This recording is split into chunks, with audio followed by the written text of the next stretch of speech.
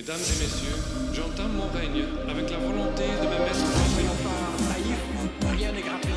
C'est la crise pour tout le monde. Un chiffre d'affaires d'1 milliard. Il y a une urgence économique. On est maintenant dans les 60 plus grosses sociétés. Le traitement miracle n'existe pas. C'est potentiellement cancérigène. Il y a des centaines de produits chimiques. C'est une sorte de pression inacceptable sur le commandant. Trop pris sur les étiquettes. Viande de bœuf. Savez-vous vraiment ce que vous mangez? Je ne veux plus, dans notre pays, Je ne vous cache pas un réel malaise. Bonsoir à toutes et à tous, on parle éthique et société ce soir dans Question à la Une avec deux enquêtes consacrées aux mères porteuses et aux personnes qui veulent vivre en dehors du système. La GPA, ou gestation pour autrui, suscite toujours la polémique. D'un côté, vous avez les mères porteuses qui sont accusées de faire de l'argent en louant leur ventre, et de l'autre, vous avez des couples souvent désespérés qui sont prêts à payer le prix fort pour assouvir leur désir d'enfant. Dans l'enquête qui va suivre, notre journaliste Véronique Fouillat a donné la parole à ces mères porteuses et à ces parents sans enfants pour tenter de comprendre leur démarche. Entre GPA éthique et tourisme procréatif, tous ces témoins vont vous livrer leur part de vérité. Être payé pour porter un enfant, des mères porteuses, on ne retient souvent que cela. Le coût de toute l'opération aux États-Unis est d'environ 150 000 euros. Aux États-Unis, depuis 40 ans, des femmes prêtent ainsi leur ventre à des couples en mal d'enfants. Ça me manquait de sentir un bébé en moi, de sentir donner des petits coups, des choses comme ça. Mais agissent-elles par générosité ou par besoin? Elle n'est pas une putain. Elle n'a pas vendu ses bébés. Et les marchands de bébés, ça existe? Le paquet économe, c'est 29 900 euros. Peut-on devenir parent à n'importe quel prix? On les oblige pas. C'est elles qui viennent d'elles-mêmes pour malheureusement gagner des sous en faisant cela. Mais la GPA, ce sont aussi des amitiés extraordinaires. Je lui dois tout. Je lui rendrai jamais. Pardon. Et des aventures humaines hors du commun. On a partagé avec Suzanne et sa famille quelque chose d'inimaginable en fait. Alors les mères porteuses agissent-elles par désir ou par nécessité? Ce soir, nous posons la question. Mères porteuses des bébés, à quel prix?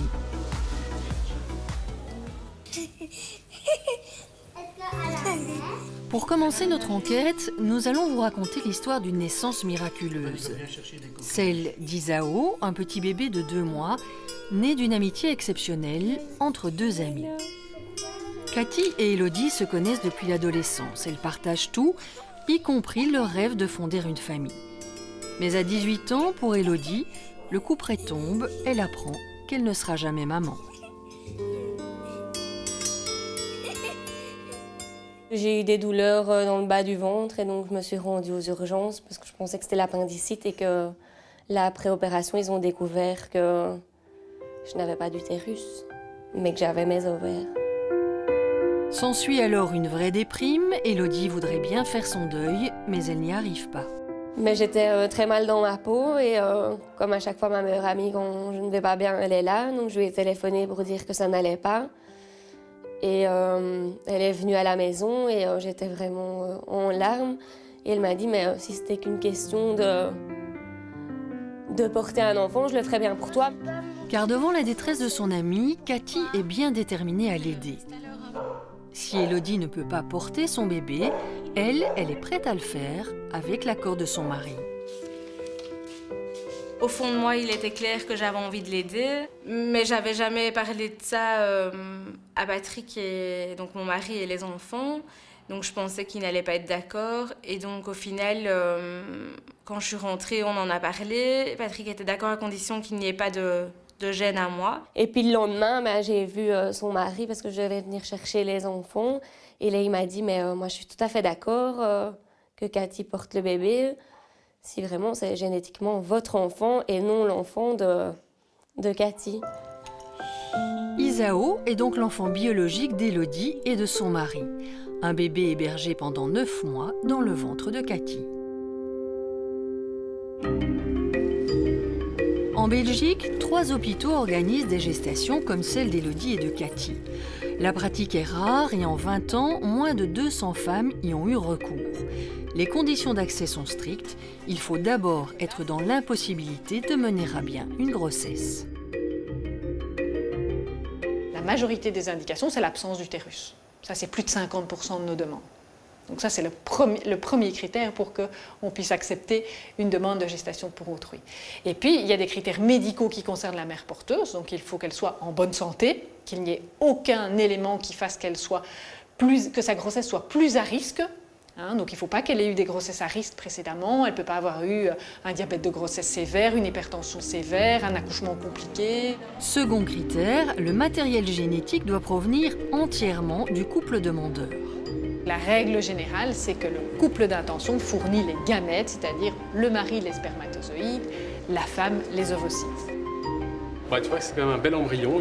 Il pourrait être un peu plus grand avec un peu plus de cellules dedans, mais grosso modo, c'est quand même un bel embryon pour la patiente. Bonne nouvelle.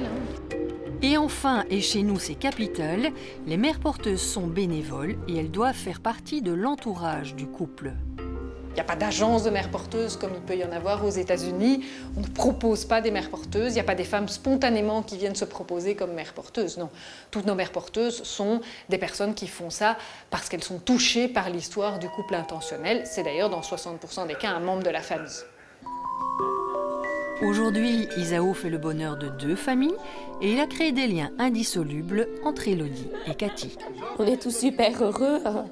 On vit tout comme une grande famille. Je lui dois tout. Je lui rendrai jamais. Pardon.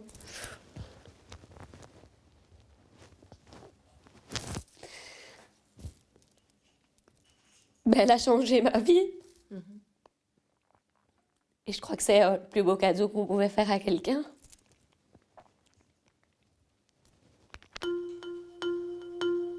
Sur le plan juridique, pour les parents, entreprendre une GPA est un parcours semé d'embûches. La pratique est tolérée chez nous, mais aucune loi spécifique ne l'encadre.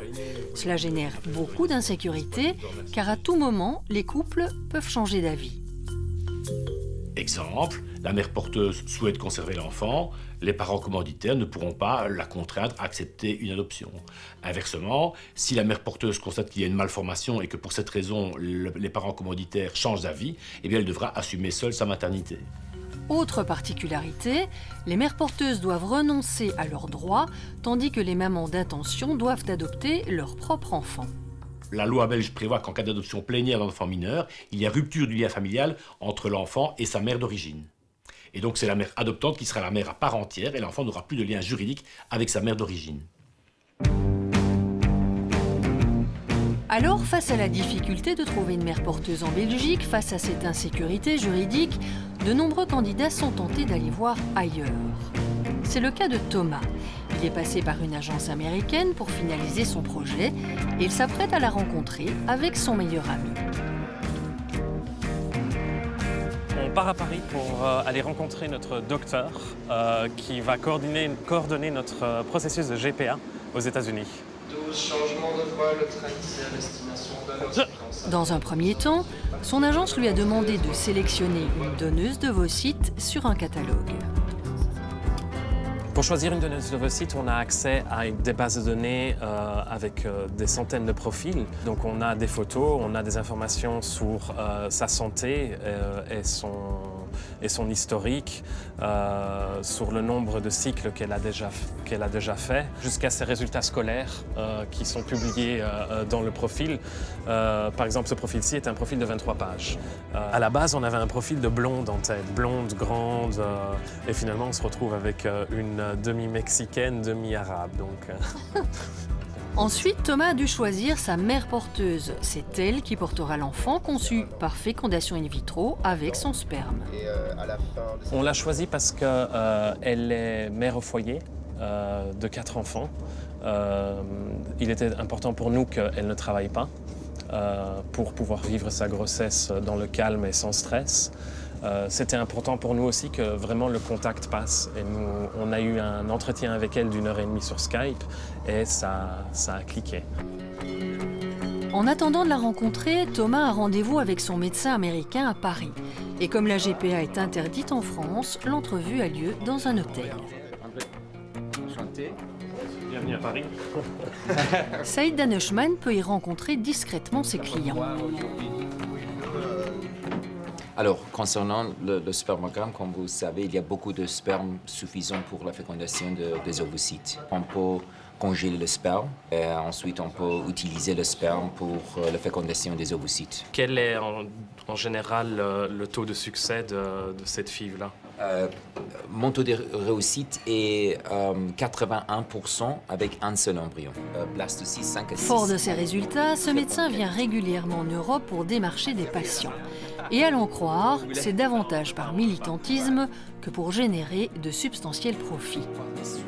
Pour moi, c'est une mission de faire tomber les barrières qui existent pour le couple. Donc pour moi, ce n'est pas une, comme vous dites, un business seulement, un commerce. Non, pas du tout. C'est un gift. Un cadeau, vraiment? Pourtant, dans la presse, ces femmes n'ont pas toujours bonne réputation. Pour parler d'elles, on évoque des fabriques de bébés, des ventres à louer et un business bien lucratif pour ceux qui l'organisent. Mais ces mères porteuses, qu'en disent-elles et quelles sont leurs motivations?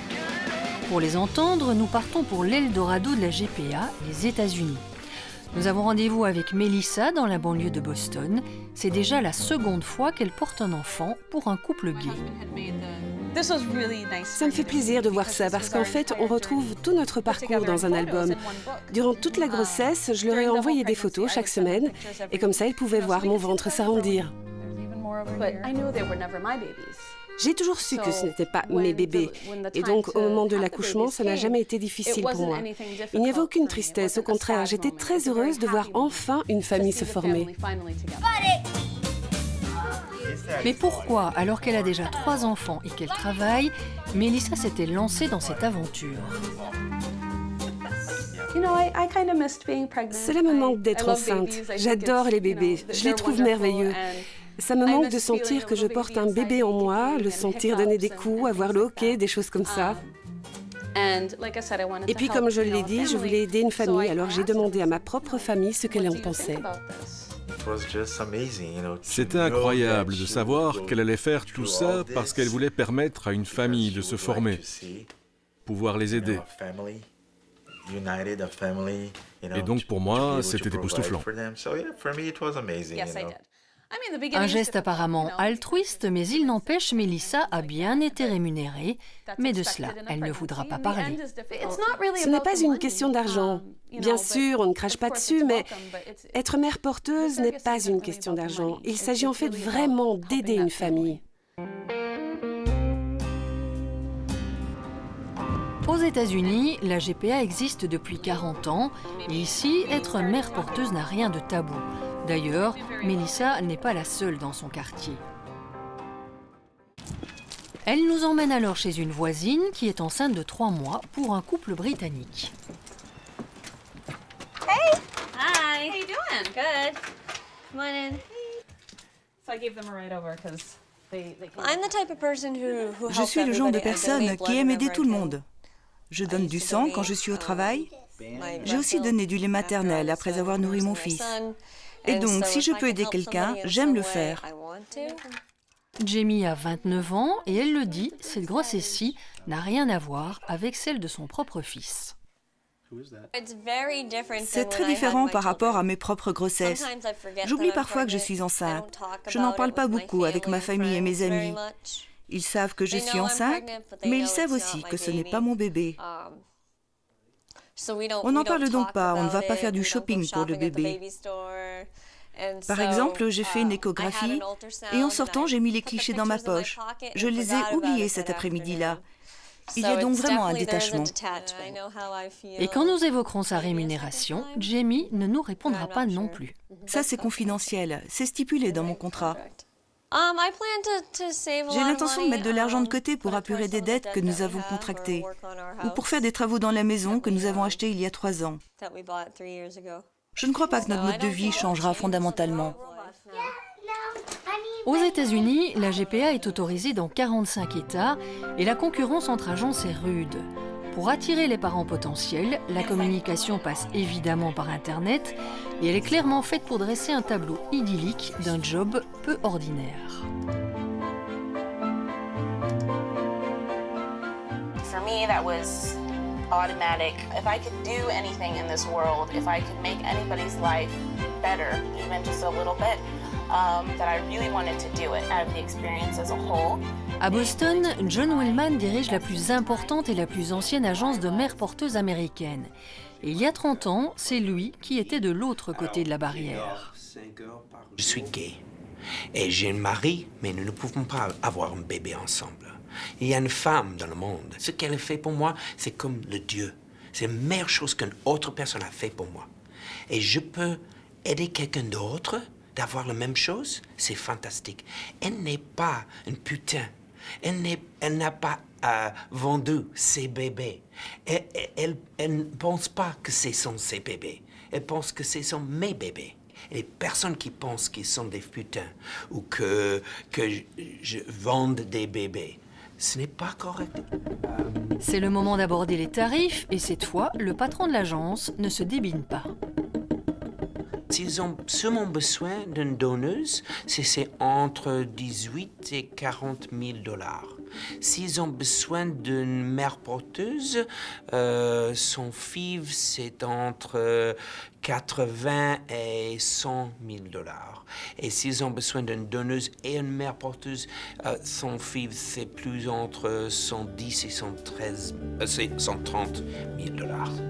Jusque 150 000 $ même. Le recours à une mère porteuse peut donc coûter extrêmement cher, car il faut bien rémunérer les différents acteurs.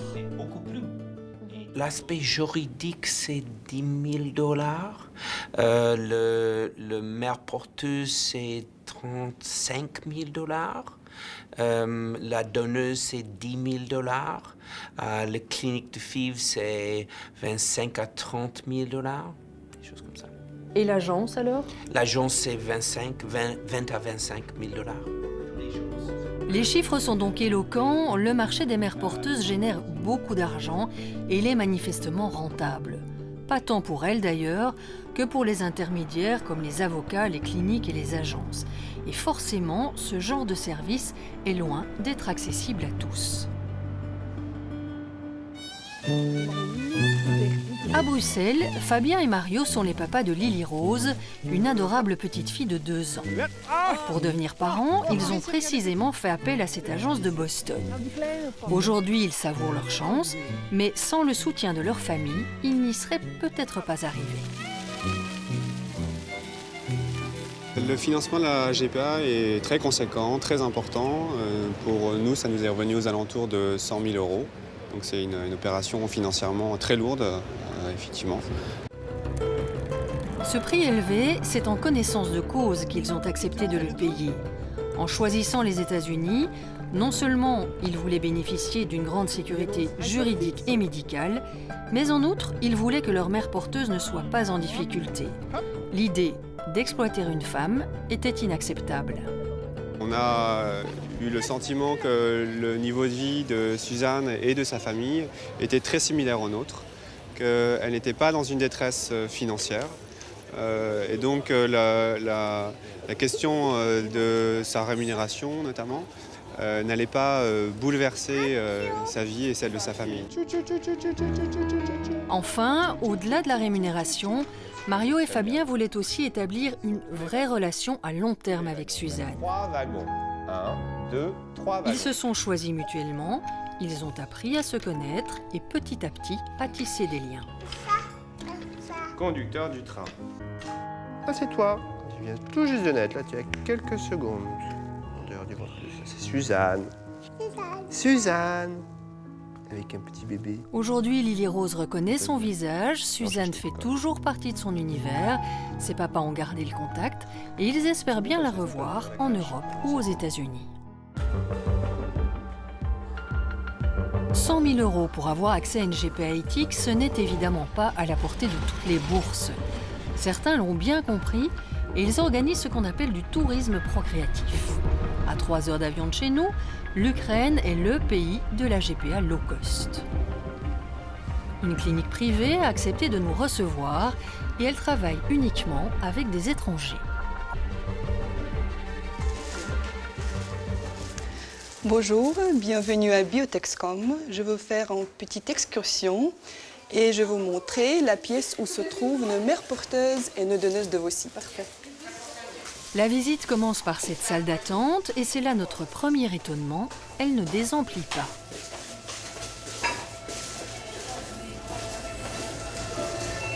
Chaque jour, on accueille plusieurs candidats qui veulent devenir soit mère porteuse, soit la donneuse d'ovocytes. Ok, combien par jour, plus ou moins, ici? En fait, je n'ai pas compté, mais environ 23 candidates par jour.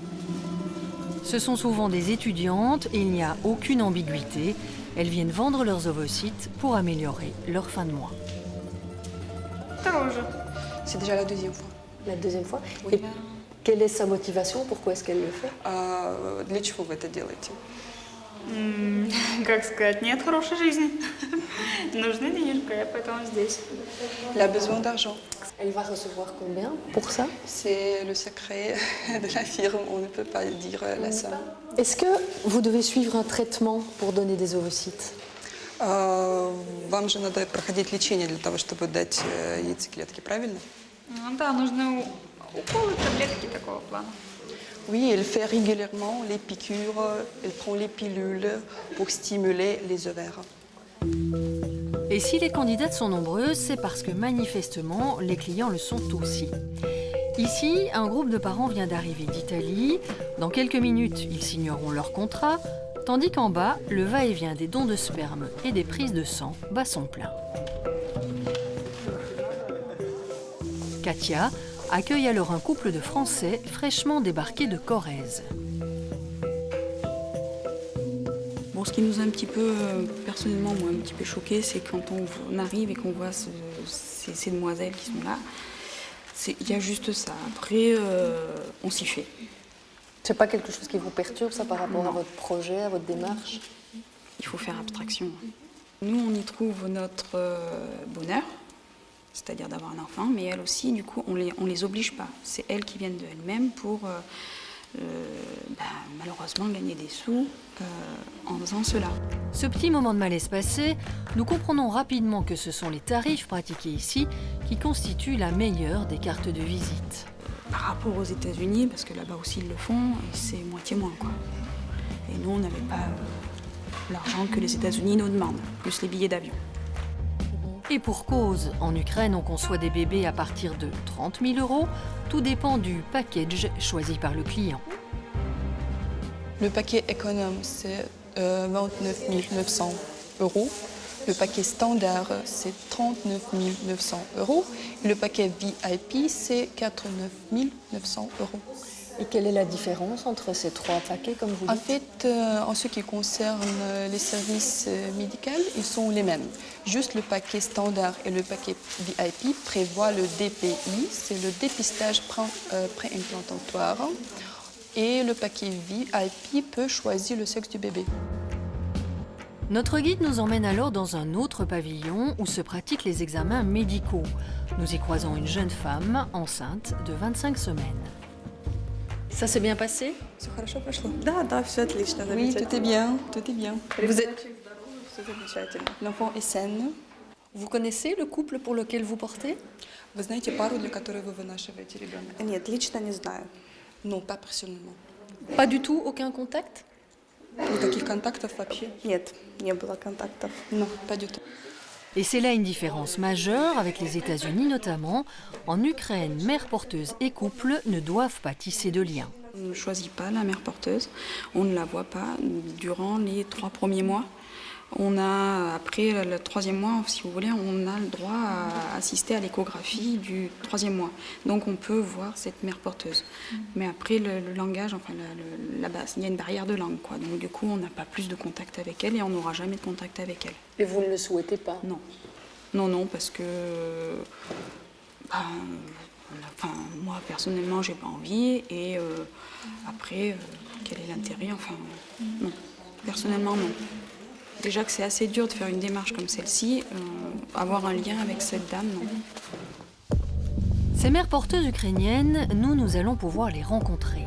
En fin de grossesse, elles sont regroupées dans une maison de la banlieue de Kiev et elles tuent le temps comme elles peuvent en attendant l'accouchement. Ici, notre mère porteuse attend l'accouchement à partir de la 30e semaine de la grossesse. Et il y a combien de femmes plus ou moins qui se trouvent ici? Habituellement, c'est 10, 15, 20 femmes enceintes. Parmi elles, Tatiana. Elle travaille dans l'immobilier, elle a 2 enfants et un mari qui l'attendent à la maison.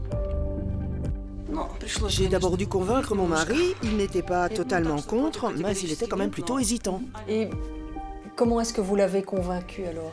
Avec quels arguments? En ce qui nous concerne, ce qui a vraiment pesé dans la balance, c'était la question matérielle. Pour nous, le côté financier était très important.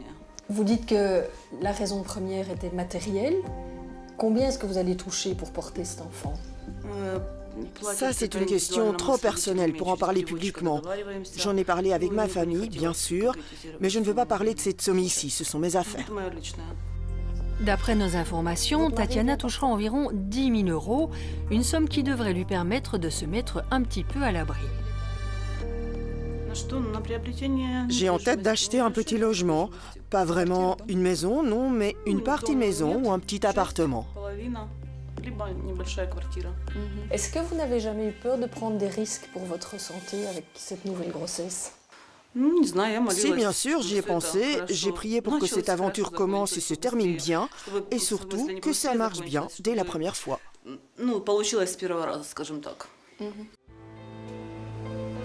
En quittant l'Ukraine, nous laissons derrière nous les marchands de bébés et tous ceux qui ont bien compris que le désir d'enfant pouvait se monnayer. Nous repensons à toutes ces femmes que nous avons croisées. Mélissa et sa joie d'être enceinte, Tatiana et son besoin de mettre sa famille à l'abri, Cathy, bien sûr, et sa formidable amitié. Quels que soient leurs désirs ou leurs besoins, ces femmes ont un jour donné le meilleur d'elles-mêmes pour que d'autres connaissent à leur tour la joie d'être parents.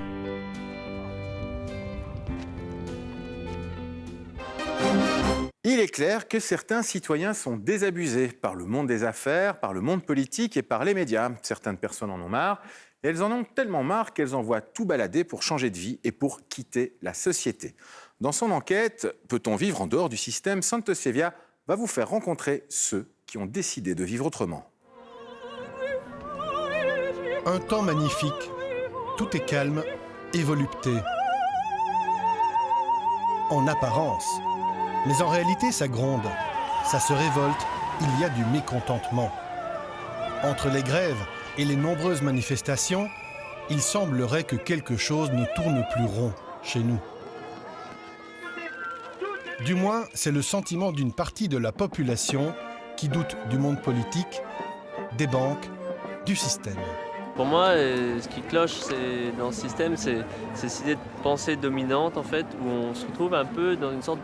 On ne présente qu'une forme de pensée qui devient un peu unique du capitaliste. Il n'y a que ça qui peut exister. Le système, c'est ce qui encadre notre vie de tous les jours. Ses piliers sont la politique. Personnellement, les politiciens, moi, je leur fais pas confiance. L'économie. L'argent est un peu un instrument de corruption. À certains moments, ça a été l'instrument du diable, ça a été l'ennemi numéro 1. Les médias. Quand je vois certains programmes qui passent sur des chaînes publiques de différents pays, je suis atterré de voir à la fois le manque de fonds, c'est un nivellement par le bas, et c'est prendre les gens pour des cons et les habituer à être cons. Le système, c'est aussi l'éducation, la santé et la justice. Le constat chez certains est toujours le même. Le système est corrompu et sale, et j'espère qu'un jour, ça changera. Pas mal de personnes en ont marre, et certains en ont tellement marre qu'ils quittent tout. Ils veulent sortir du système. Peut-on vivre en dehors du système? C'est la question que nous nous sommes posée. Chercher l'oiseau rare, trouver les personnes qui vivent hors système n'est pas une mince affaire, car ils ne veulent pas du système et donc de nous, les médias. Après pas mal de négociations, nous en avons trouvé quelques-uns. Pas besoin d'aller à l'autre bout du monde pour trouver un mode de vie différent. En Wallonie, près de Rochefort, il y a des gens qui vivent dans les bois. ils semblent vivre en dehors de tout. Sophie, Benjamin et leurs enfants vivent ici depuis 4 ans. Issus de bonnes familles du Brabant wallon et de Bruxelles, ils ont tout quitté pour vivre plus simplement.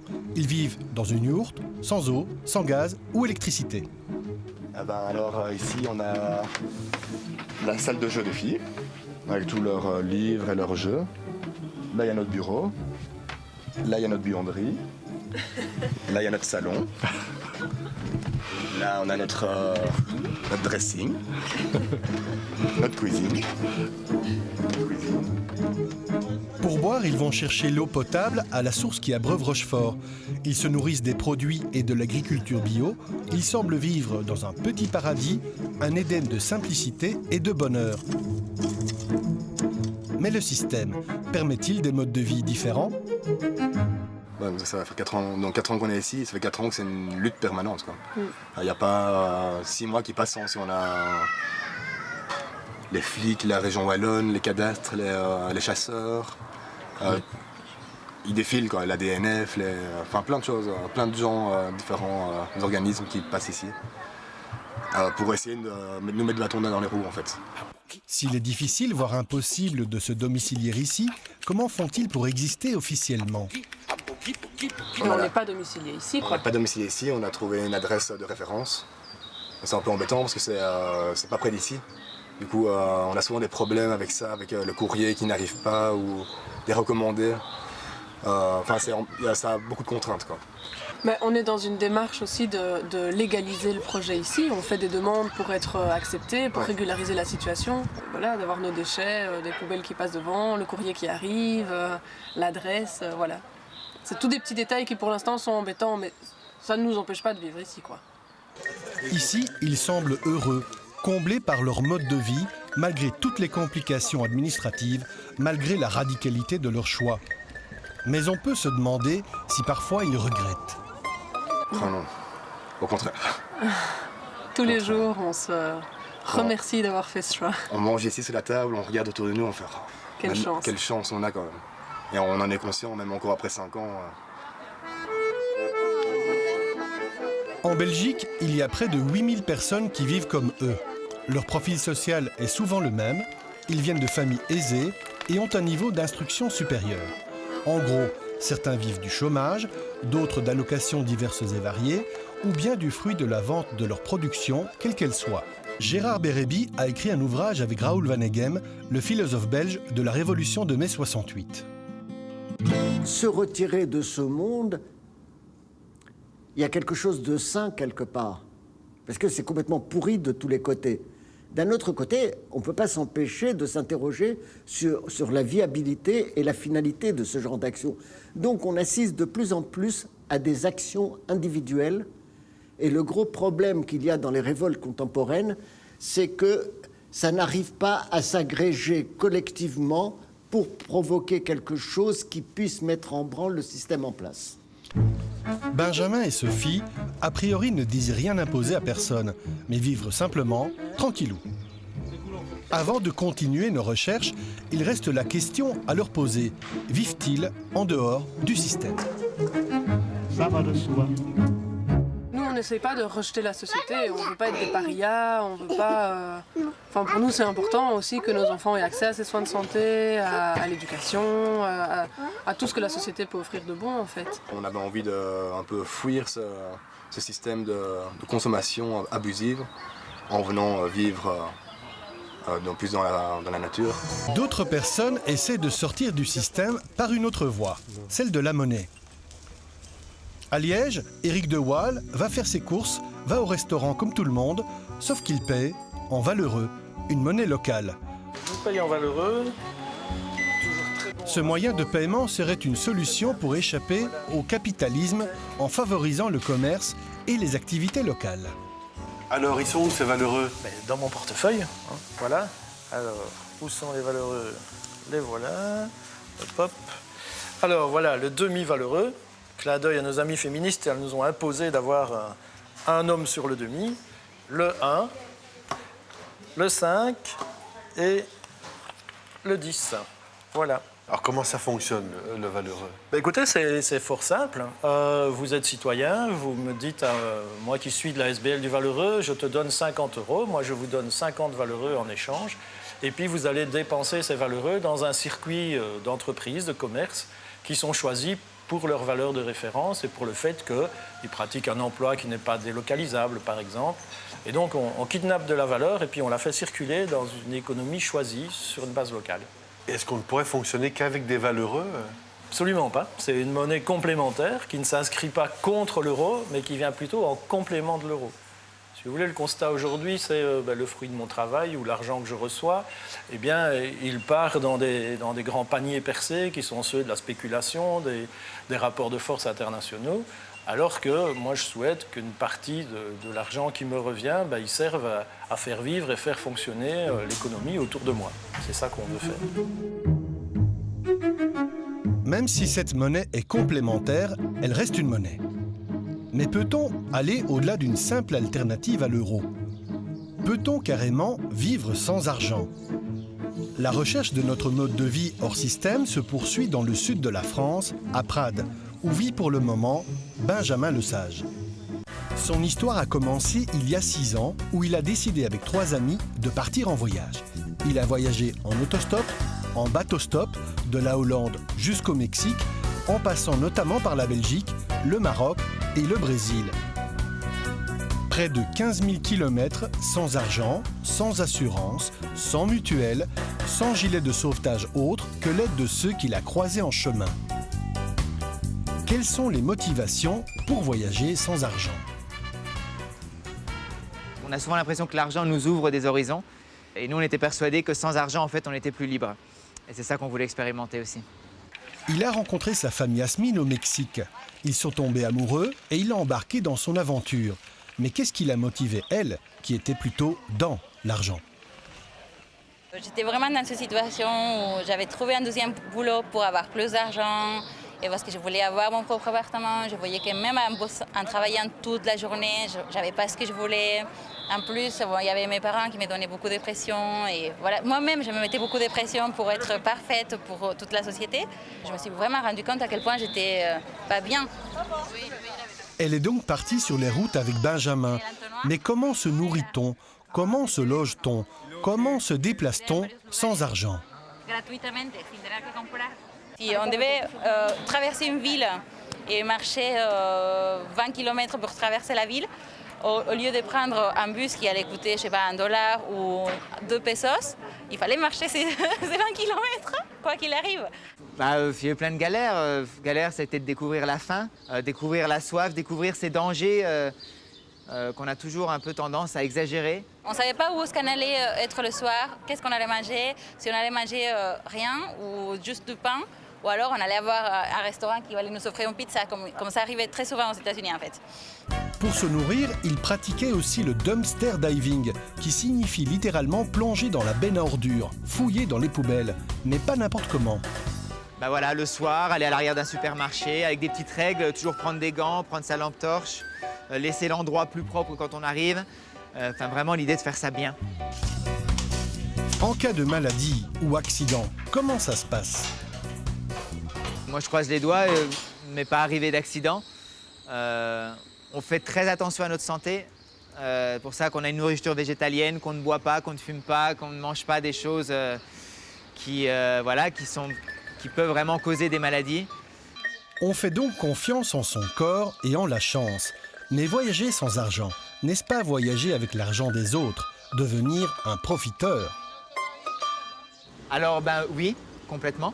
Je suis un profiteur parce que je vis grâce à des ressources qui souvent n'ont pas été produites par moi et qui d'une manière ou d'une autre ont été données par la nature. Donc nous sommes tous des profiteurs. Un des reproches qui vous est souvent fait, c'est de vivre avec l'argent des autres. Qu'avez-vous à dire? Les personnes qui ont cette impression que des gens vivent grâce à leur argent, j'aimerais leur demander d'où vient leur argent, surtout d'où vient ce qu'elles consomment, et si elles n'ont pas, elles, l'impression de vivre aux dépens de tout un monde. Et aujourd'hui, qu'en est-il de la vie sans argent? Je racontais que les jours de la naissance d'Ada, Ben, ça faisait 5 ans qu'il n'avait pas touché l'argent, mais littéral, il ne voulait pas le toucher, quoi. Et donc, il était né, j'étais au lit, Donc il a fallu qu'il aille acheter des trucs à la Biocoop parce qu'on ne pouvait rien manger à l'hôpital, c'était dégueulasse. Et donc voilà, tu vois, c'était les jours où je lui donnais l'argent, il a dû aller le chercher, quoi. C'était les premières courses en 5 ans. Ouais. Voilà, sa première course en 5 ans. Et là, voilà quoi, donc j'aurais jamais imaginé... Maintenant, c'est devenu une habitude. J'aurais jamais imaginé que ça se passerait aussi rapidement, mais je pense que c'est pour montrer que la naissance d'un enfant, c'est radical. Ça, c'est vraiment radical.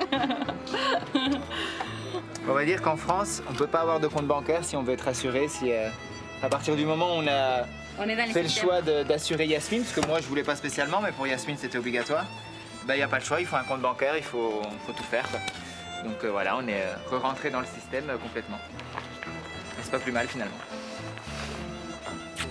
L'argent dont ils disposent aujourd'hui vient d'aides sociales et de petits boulots qu'ils font pour arrondir les fins de mois.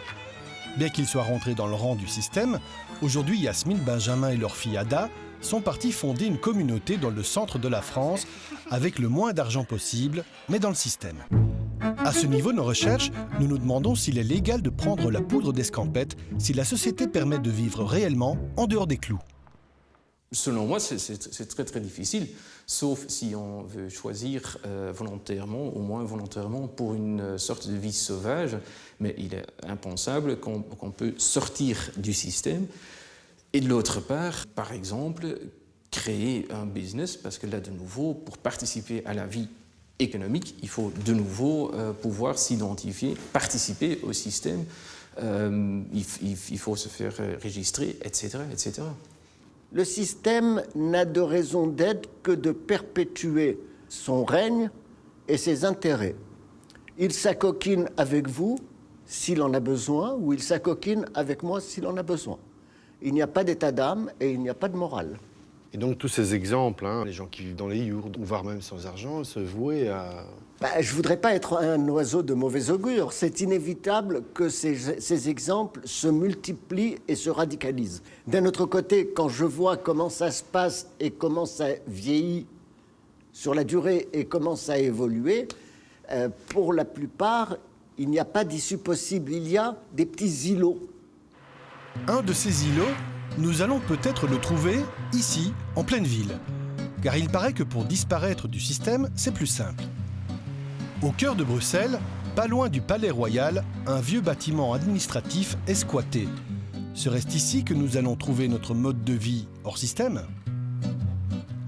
C'est Réginald Podesta de Wallef, un aristo-squatteur, qui nous fait la visite. Eric, qui habite ici, un ancien de la marine marchande. Urian, un de nos fondateurs, qui est en transit ici. Aujourd'hui, tous les étages sont décorés en couleurs, ont leur cuisine, ont leur machine à laver, ont leur salle de bain. Alors ici, vous êtes combien d'habitants? 65. C'est comme un village? C'est un village, un vrai village. Avec chaque étage, c'est un peu comme une rue où on s'organise par étage pour les communs de l'étage. Et on s'organise à la réunion des habitants pour le nettoyage des communs de toute la maison. Voilà. Ici, tout le monde se connaît alors? Oui, tout le monde se connaît. Ouais. Totalement, puisqu'ils doivent être admis? Oui, par les habitants. C'est les habitants votent pour les nouveaux habitants. C'est un squat organisé qui fonctionne en ASBL. Ils ont un accord avec le propriétaire des lieux, qui n'est autre que la région wallonne. Salut, on a fait une paye, tu vois? Voilà. Qu'est-ce que tu deviens? On est en train de constituer une association. Ah ouais? Super. Ici, c'est la permanence squat. Donc, le premier et troisième jeudi du mois de 16h à 17h, on peut venir poser des questions pour savoir comment squatter, comment faire. Donc là, c'est un groupe qui se constitue en ASBL pour faire un peu comme nous, de l'occupation temporaire. Et voilà. Et vous êtes devenus un peu des spécialistes, une référence pour les autres? Oui, on peut dire ça, oui. On est des experts. On a un de nos anciens qui est maintenant expert au niveau du vécu auprès de la ministre Elke Sleurs, par exemple. Comment fait-on pour squatter légalement? C'est simple. Un bâtiment est vide, les squatteurs l'occupent et ils font un accord d'occupation temporaire avec le propriétaire. L'avantage pour lui, c'est qu'il ne paie plus d'amende et de taxes pour immeubles vides le temps qu'il revende le bien ou donne une nouvelle affectation au lieu. Tous les jours, 2 personnes partent du squat pour aller chasser le caribou. chercher à manger. Pour se nourrir, quand on n'a pas un rond, on fait de la récup. La récup, c'est aller chercher les invendus du jour dans les grandes surfaces, petits magasins ou marchés. Aujourd'hui, la récolte n'est pas très fructueuse. De retour dans le squat, tout est déposé sur des tables à l'entrée, tout le monde se sert, y compris des personnes qui ne vivent pas dans le squat, et tout part très vite. C'est un squat, donc pas de loyer, pas de charges. On n'a pas de loyer à payer et en plus, la moitié de nos charges sont payées par la région wallonne. C'était ça le deal. Et donc, les habitants payent une participation aux frais en fonction de leurs revenus. Donc, c'est 60, 90, 120. Moi, je paye 120 €. Mais il y a aussi des gens qui ne payent rien. Donc, si quelques sans-papiers de la maison qui s'investissent ici, mais qui n'ont pas de revenus, on les prend en solidarité. Pas de loyer à payer, ils payent la moitié des charges et la nourriture, c'est de la récup. N'ont-ils pas l'impression de profiter du système ? On profite du système, mais non. Il y a comme ici, il y a plein de gens qui travaillent. Il y a des étudiants, il y a des pensionnés, des invalides. Il y a de tout. Et quand on nous donne quelque chose, on en fait quelque chose de bien. En s'organisant, ils ont créé un système qui dure depuis 10 ans et qui s'est multiplié dans plusieurs squats. C'est un système dans le système, qui plus est financé indirectement par la région wallonne. À ce stade, on peut se demander si toutes ces personnes ne vivent pas sur notre dos. Si nous sommes solidaires avec eux, mais que eux ne le sont pas avec nous. Nous sommes solidaires avec eux, mais eux le sont aussi. Nous bénéficions de toutes ces expérimentations sociales. Ces monnaies locales, ces manières d'essayer de faire une autre agriculture. Il s'agit chaque fois d'expérimentations sociales qui enrichissent la société, donc il ne faut pas le prendre d'une manière négative. Après les yourtes, la vie sans argent, les squats, on commence à désespérer. Va-t-on dénicher notre perle rare, notre vie qui déborde sur la marge ? On a entendu parler d'un endroit pas loin du centre où vivent des gens, isolés de tout, dans les bois. Au bout d'un chemin écarté, un chien nous accueille et juste derrière lui, c'est Rudy. Il vit à l'écart. Bonjour. Ici, sur un terrain entre l'aéroport et le chemin de fer. Alors ici, comment vous faites alors ? On produit des légumes pour pouvoir tenir toute l'année. On met en conserve et puis c'est parti. Donc il y a les œufs, les poulets, la chair, il y a les chèvres, il y a les moutons. Donc tout ça aussi, ça permet d'avoir de la viande donc, en cours d'année, surtout pour l'hiver. Ça, c'est pour votre consommation ? Entre autres, oui. Qu'est-ce que vous allez en faire Moi, je vais en consommer une partie, je vais en mettre en conserve. Et puis il y en a d'autres que je vais en mettre à certaines personnes. Des gens qui sont dans le besoin, entre autres aussi. Oui.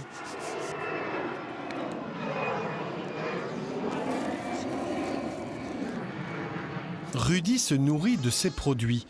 Mais en cas de maladie, comment fait-il pour se soigner ? Une bonne alimentation en serait la clé ? Oui. C'est la première médecine.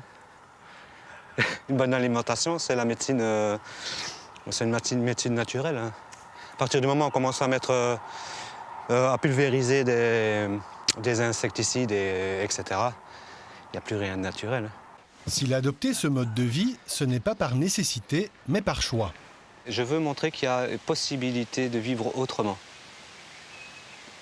Pour que ça s'adapte aussi aux personnes les plus démunies et qu'elles puissent trouver une voie pour pouvoir vivre décemment. En plus de sa consommation, il vend une petite partie de sa production. Mais est-ce suffisant pour vivre ? A-t-il une autre source de revenus ? Est-ce que vous avez le chômage, par exemple ? Non. Vous avez la sécurité sociale ? Non plus. J'ai plus de sécurité sociale non plus. Donc vous avez un peu disparu ? Entre autres, oui. Ouais. Il a une vieille carte d'identité. Et la police dans tout ça ? L'État ? N'a-t-il pas peur que l'on vienne l'empêcher de vivre en dehors des clous ? M'empêcher de vivre ? Oui. Comme ça, différemment. Ça serait nouveau alors. On empêche les gens de vivre. Ah bah il paraît, hein, les gens dans les yourtes à Rochefort que j'ai été voir, ils reçoivent la visite de la police régulièrement, quoi. Ah ouais, bien. Bah, de toute façon, une yourte, ça se déplace. Hein. Si c'est pas ici, ce sera ailleurs. On pourrait croire que Rudy vit ici seul, écarté, mais il n'en est rien. Il y a des gens sur le terrain, mais qui ne désirent pas être filmés. Ils sont aussi reliés à d'autres via Internet. Il y a tout un réseau de personnes qui vivent comme eux, qui communiquent, qui se filent les tuyaux et luttent pour leur mode de vie. Il y a moi, il y en a d'autres. Je ne suis pas tout seul, je ne suis pas marginal. Si on me demande, oui, vous m'avez demandé si j'étais un marginal, non? Parce qu'être marginal, c'est être seul. Mais là, il y en a d'autres qui font comme moi. En France, en Espagne, en Italie, en Grèce. Alors est-il possible de vivre hors système? C'est très difficile, voire impossible. Lors de l'élaboration de ce reportage, nous avons rencontré beaucoup de personnes disant vivre hors système. Certaines ont juste témoigné hors caméra, d'autres ont accepté d'être filmées, et ce qu'elles nous ont montré, même les plus radicaux, c'est que l'on peut vivre différemment, mais que de près ou de loin, à un moment donné ou l'autre, ils sont dans le système. L'idée est d'œuvrer pour quelque chose plutôt que lutter contre. Donc le système est un système qui fonctionne très très bien et qui nous apporte en principe beaucoup plus de temps pour soi et moins de temps pour alimenter la machine. Grâce au pétrole, grâce à plein de choses, et ce système fonctionne très bien. Mais je pense qu'il a été récupéré par des gens qui ont décidé de faire du profit en utilisant ce système. Donc on essaie de ne pas jeter le bébé avec l'eau du bain. Ça va de soi. C'est la fin de cette émission. Merci à vous qui nous suivez sur TV5 Monde.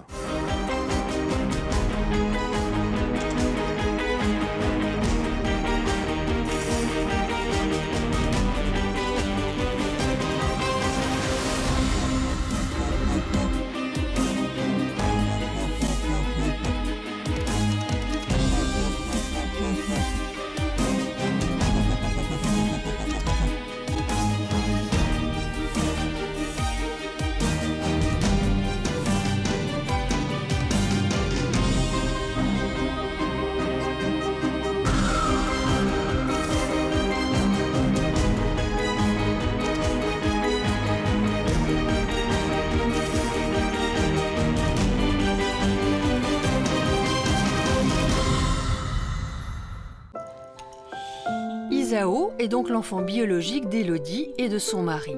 Un bébé hébergé pendant 9 mois dans le ventre de Cathy. En Belgique, 3 hôpitaux organisent des gestations comme celle d'Élodie et de Cathy. La pratique est rare et en 20 ans, moins de 200 femmes y ont eu recours. Les conditions d'accès sont strictes. Il faut d'abord être dans l'impossibilité de mener à bien une grossesse. La majorité des indications, c'est l'absence d'utérus. Ça, c'est plus de 50% de nos demandes. Donc ça, c'est le premier critère pour qu'on puisse accepter une demande de gestation pour autrui. Et puis, il y a des critères médicaux qui concernent la mère porteuse. Donc, il faut qu'elle soit en bonne santé, qu'il n'y ait aucun élément qui fasse que sa grossesse soit plus à risque. Donc, il ne faut pas qu'elle ait eu des grossesses à risque précédemment. Elle ne peut pas avoir eu un diabète de grossesse sévère, une hypertension sévère, un accouchement compliqué. Second critère, le matériel génétique doit provenir entièrement du couple demandeur. La règle générale, c'est que le couple d'un... Élodie voudrait bien faire son deuil, mais elle n'y arrive pas. Mais j'étais très mal dans ma peau et comme à chaque fois ma meilleure amie, quand je ne vais pas bien, elle est là. Donc je lui ai téléphoné pour dire que ça n'allait pas. Et elle est venue à la maison et j'étais vraiment en larmes. Et elle m'a dit, mais si c'était qu'une question de porter un enfant, je le ferais bien pour toi. Car devant la détresse de son amie, Cathy est bien déterminée à l'aider. Si Élodie ne peut pas porter son bébé, elle est prête à le faire avec l'accord de son mari. Au fond de moi, il était clair que j'avais envie de l'aider, mais j'avais jamais parlé de ça à Patrick, donc mon mari et les enfants. Donc je pensais qu'il n'allait pas être d'accord. Et donc au final, quand je suis rentrée, on en a parlé. Patrick était d'accord à condition qu'il n'y ait pas de gêne à moi. Et puis le lendemain, j'ai vu son mari parce que je devais venir chercher les enfants. Et là, il m'a dit, mais moi, je suis tout à fait d'accord que Cathy porte le bébé, si vraiment c'est génétiquement votre enfant et non l'enfant de Cathy. Leur désir d'enfant. Dans l'enquête qui va suivre, notre journaliste Véronique Fouillat a donné la parole à ces mères porteuses et à ces parents sans enfants pour tenter de comprendre leur démarche. Entre GPA éthique et tourisme procréatif, tous ces témoins vont vous livrer leur part de vérité. Être payé pour porter un enfant, des mères porteuses, on ne retient souvent que cela. Le coût de toute l'opération aux États-Unis est d'environ 150 000 €. Aux États-Unis, depuis 40 ans, des femmes prêtent ainsi leur ventre à des couples en mal d'enfants. Ça me manquait de sentir un bébé en moi, de sentir donner des petits coups, des choses comme ça. Mais agissent-elles par générosité ou par besoin? Elle n'est pas une putain. Elle n'a pas vendu ses bébés. Et les marchands de bébés, ça existe? Le paquet économe, c'est 29 900 €. Peut-on devenir parent à n'importe quel prix? On ne les oblige pas. C'est elles qui viennent d'elles-mêmes pour malheureusement gagner des sous en faisant cela. Mais la GPA, ce sont aussi des amitiés extraordinaires. Je lui dois tout. Je lui rendrai jamais. Pardon. Et des aventures humaines hors du commun. On a partagé avec Suzanne et sa famille quelque chose d'inimaginable en fait. Alors les mères porteuses agissent-elles par désir ou par nécessité? Ce soir, nous posons la question. Mère porteuse des bébés, à quel prix?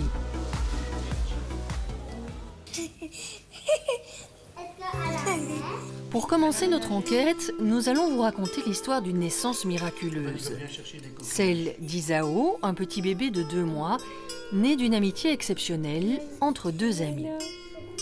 Cathy et Élodie se connaissent depuis l'adolescence. Elles partagent tout, y compris leur rêve de fonder une famille. Mais à 18 ans, pour Élodie, le couperet tombe, elle apprend qu'elle ne sera jamais maman. J'ai eu des douleurs dans le bas du ventre et donc je me suis rendue aux urgences parce que je pensais que c'était l'appendicite et que là, après opération, ils ont découvert que je n'avais pas d'utérus, mais que j'avais mes ovaires. S'ensuit alors une vraie déprime. Mesdames et messieurs, j'entame mon règne avec la volonté de me mettre en soyons pas naïfs, rien n'est gratuit. C'est la crise pour tout le monde. Il y a une urgence économique. Et maintenant, dans les 60 plus grosses sociétés, le traitement miracle n'existe pas. C'est potentiellement cancérigène. Il y a des centaines de produits chimiques. C'est une sorte de pression inacceptable sur le monde. Tromperie sur l'étiquette. Viande de bœuf. Savez-vous vraiment ce que vous mangez? Je ne veux plus, dans notre pays, et je ne vous cache pas un réel malaise. Bonsoir à toutes et à tous, on parle éthique et société ce soir dans Question à la Une avec 2 enquêtes consacrées aux mères porteuses et aux personnes qui veulent vivre en dehors du système.